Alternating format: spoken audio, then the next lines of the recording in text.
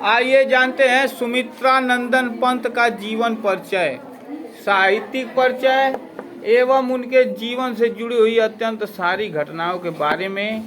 यह कक्षा 12 का सबसे महत्वपूर्ण भाग है, ठीक है ना, और महत्वपूर्ण अध्याय है। लगभग प्रत्येक वर्ष यह जीवन परिचय पूछा जाता है, ठीक है ना।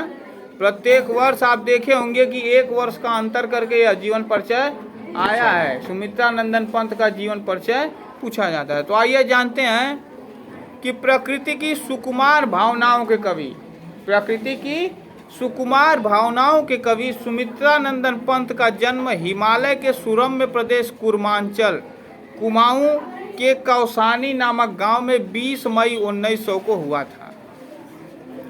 इनके पिता का नाम पंडित गंगा दत्त पंत था तथा माता का नाम श्रीमती सरस्वती देवी था। अब सोचिए, जिसकी माता का नाम ही सरस्वती हो, क्या उसके अंदर ज्ञान की कमी है? लेकिन लोग कहते हैं नाम में कुछ भी नहीं रखा है। नाम में बहुत लोगों का नाम विद्यावती है, लेकिन जिसका नाम विद्यावती है वह एक अक्षर पढ़ा लिखा नहीं है। कक्षा 2 में स्कूले गया, 3 में जाने के बारी आई तब तक बियाह हो गया, समझे ना। तो इनके माता का नाम सरस्वती था। अब देखिए, कौसानी के वर्नाक्यूलर स्कूल से, कौन से स्कूल? वर्नाक्यूलर स्कूल से प्रारंभिक शिक्षा पूर्ण कर ये उच्च विद्यालय में अध्ययन के लिए अल्मोड़ा के राजकीय हाई स्कूल में प्रविष्ट हुए। यहीं पर इन्होंने अपना नाम गुसाई दत्त से बदलकर सुमित्रा नंदन पंत रखा। 1919 ईस्वी में बनारस आगमन के पश्चात यहीं से हाई स्कूल की परीक्षा उत्तीर्ण की। उसके बाद इलाहाबाद के म्योर सेंट्रल कॉलेज में प्रवेश लेने के पश्चात गांधी जी के आह्वान पर इन्होंने कॉलेज छोड़ दिया। गांधी जी ने क्या कहा था इनको, कॉलेज छोड़ के आओ? नहीं, लेकिन इनके अंदर देशभक्ति की भावना थी, इसलिए इन्होंने क्या किया, कॉलेज छोड़ दिया और देशभक्ति करने के लिए उतर गए। देशभक्ति की सेवा में, देश की सेवा में लीन हो गए। फिर स्वाध्याय से ही अंग्रेजी, स्वाध्याय मतलब समझते हो ना, प्राइवेट।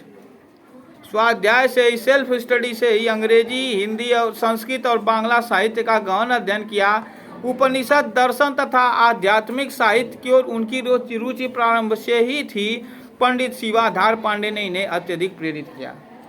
यह प्रश्न आपसे कभी पूछा जा सकता है कि इनको प्रेरणा देने वाले कौन थे, तो आप बताएंगे पंडित शिवाधार पांडे। इलाहाबाद प्रयाग वापस आकर रूपा भा पत्रिका का संपादन करने लगे। बीच में प्रसिद्ध नर्तक उदय शंकर के संपर्क में और फिर इनका परिचय अरविंद घोष से हुआ।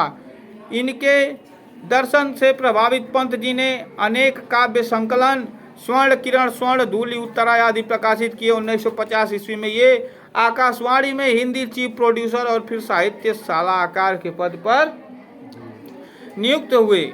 1961 में इन्हें पद्म भूषण सम्मान, कला एवं बूढ़ा चाँद पर साहित्य अकादमी पुरस्कार, लोकायतन पर सोवियत भूमि पुरस्कार तथा चिदम्बरा पर भारतीय ज्ञानपीठ पुरस्कार प्रदान किया गया।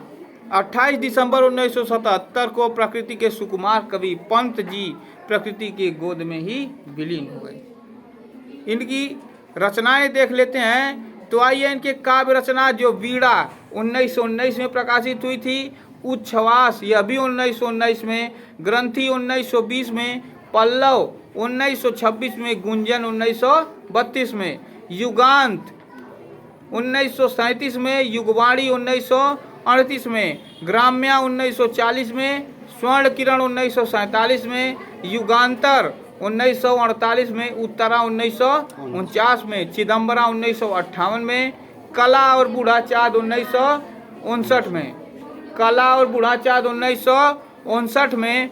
उसके बाद लोकायतन आदि। इनका गीत नाट्य जो है, गीत नाट्य ज्योत्सना, रजत शिखर और अतिमा एक इनका गीत नाट्य था जो 1955 में प्रकाशित हुआ था। और उपन्यास इनके एक हार, उपन्यास क्या है, हार, जो कि 1960 में आया था। और इनकी कहानी संग्रह 5 कहानियाँ जो कि 1938 में प्रकाशित हुई थी, ठीक है ना, 1938 में प्रकाशित हुई थी। उसके बाद इनको सौंदर्य के कवि कहा जाता है, इनको कल्पना के विविध रूप का कवि कहा जाता है, इनको रस चित्रण को प्रकाशित करने का कवि कहा जाता है, ठीक है ना।